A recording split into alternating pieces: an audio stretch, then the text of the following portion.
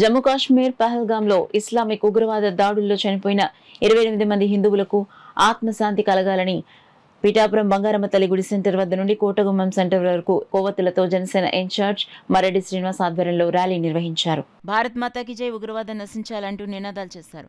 ఈ సందర్భంగా మరెడ్డి శ్రీనివాస్ మీడియాతో మాట్లాడుతూ ఈ ఉగ్రదాడి జనసేన పార్టీ తీవ్రంగా ఖండిస్తోందన్నారు.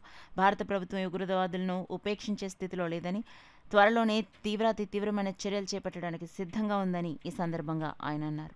అది ప్రపంచంలోనే అతిపెద్ద ప్రజాస్వామ్య దేశంగా ఉంటూ అన్ని వర్గాలని అన్ని మతాలని కలుపుకుంటూ విభిన్న మతాల సమ్మేళనంగా ఉన్న భారతదేశం మీద ఇటువంటి దాడి జరగడం చాలా దురదృష్టకరం.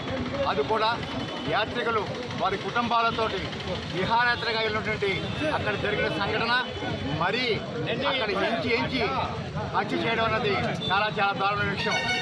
ఇందులో కూడా మన తెలుగు వారికి సంబంధించిన తెలుగు రాష్ట్రాలకు సంబంధించిన ఆంధ్రప్రదేశ్ సంబంధించిన ఇద్దరు ఉండడం కూడా చాలా బాధాకర విషయం. దీన్ని తీవ్రంగా ఖండిస్తున్నాం. దీన్ని ఎంత మాత్రం ఉపేక్షించడం కుదరదు.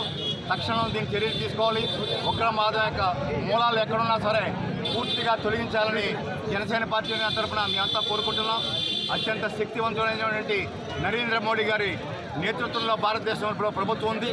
గత కొన్ని సంవత్సరాలుగా ఇటువంటి సంఘటనలన్నీ కూడా చాలా కనుమరుగయ్యాయి. కాకపోతే వారంతా కూడా వారి ఉనికిని కాపాడుకోవడం కోసం, అదేవిధంగా అమెరికా ఉపాధ్యక్షులైన వారు దేశంలో పర్యటనలో ఉండగా ఈ సంఘటన చేయడం వారు ఏదో రకమైనటువంటి గుర్తింపు పొందడం కోసం చేసిన ప్రయత్నంగానే మేము భావిస్తున్నాము. ఈ సందర్భంగా ఒకటే చెప్తున్నాం, ఈ మోకలిక కాలం చెల్లింది. నరేంద్ర మోడీ గారి నేతృత్వంలో ఈ ప్రభుత్వం ఏమాత్రం కూడా ఉపేక్షించే సిద్ధంగా లేదు. నిన్నటి రోజునే వారి యొక్క పర్యటనను ముగించుకుని భారతదేశంతో తిరిగి రావడం జరిగింది. త్వరలోనే తీవ్ర చర్యలు ఉన్నాయని మేమంతా భావిస్తున్నాం. ఈ ఉగ్రవాదానికి సరైన సమాధానం జవాబు చెప్పే రోజు దగ్గరలో ఉందని మేమంతా భావిస్తున్నాం.